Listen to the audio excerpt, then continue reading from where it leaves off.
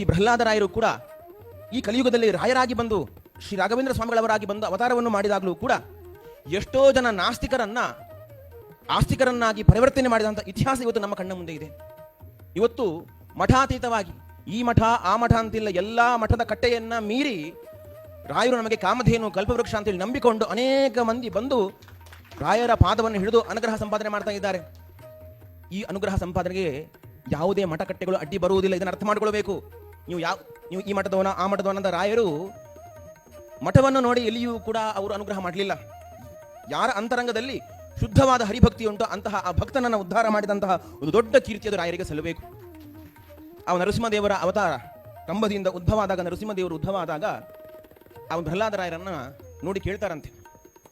ಪ್ರಹ್ಲಾದರಾಯರು ಹೇಳ್ತಾರಂತೆ, ನನಗೆ ಬಹಳ ಭಯ ಆಗ್ತಾ ಉಂಟು ಸ್ವಾಮಿ ಅಂತ ನರಸಿಂಹದೇವರಲ್ಲಿ ಪ್ರಾರ್ಥನೆ ಮಾಡ್ತಾರಂತೆ.